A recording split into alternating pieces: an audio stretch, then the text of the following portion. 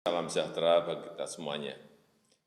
Dalam berbagai kesempatan, Presiden Joko Widodo sering membahas mengenai korporasi petani dan nelayan dengan tujuan meningkatkan taraf hidup mereka, serta mewujudkan transformasi ekonomi.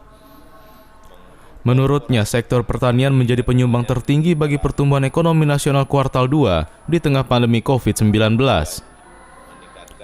Pencapaian sektor pertanian yang mampu tumbuh 16,24% saat ini harus terus dijaga dan dijadikan sebagai sebuah momentum untuk meningkatkan kesejahteraan petani maupun nelayan.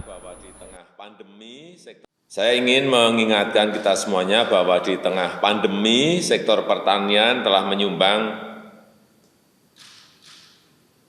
yang tertinggi terhadap pertumbuhan ekonomi nasional yang dalam posisi mengalami perlambatan. Di kuartal kedua, sektor pertanian tumbuh positif sebesar 16,24%, dan pertumbuhan positif di sektor pertanian ini perlu kita jaga momentumnya sehingga bisa memberi dampak yang signifikan terhadap peningkatan kesejahteraan petani maupun nelayan. Sekali lagi, sudah sering saya sampaikan bahwa petani dan nelayan ini perlu didorong untuk berkelompok dalam jumlah yang besar dan berada dalam sebuah korporasi sehingga memiliki economic scale, sehingga diperoleh skala ekonomi yang efisien yang bisa mempermudah petani dan nelayan dalam mengakses pembiayaan, mengakses informasi, mengakses teknologi, dan meningkatkan efisiensi maupun bisa memperkuat pemasarannya. Pola pikir juga perlu berubah, tidak semata-mata fokus pada on-farm, tapi bergerak pada off-farm, sisi pasca panen, sisi bisnisnya, yaitu dengan membangun proses bisnis dari produksi sampai ke pasca panen. Saya melihat implementasi model korporasi petani dan nelayan belum berjalan optimal di lapangan.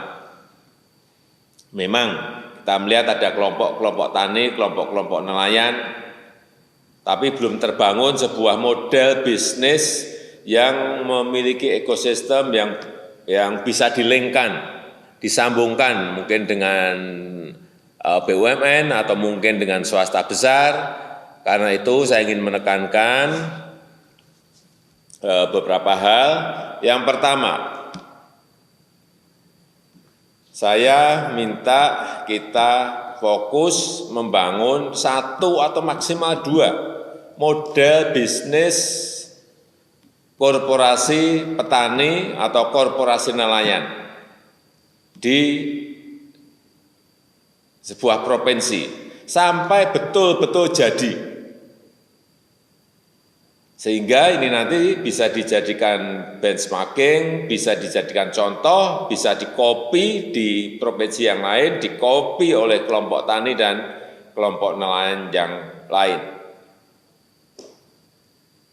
Karena belajar dari pengalaman, saya yakin akan banyak kelompok tani, kelompok nelayan lainnya mau mengkopi, mau meniru,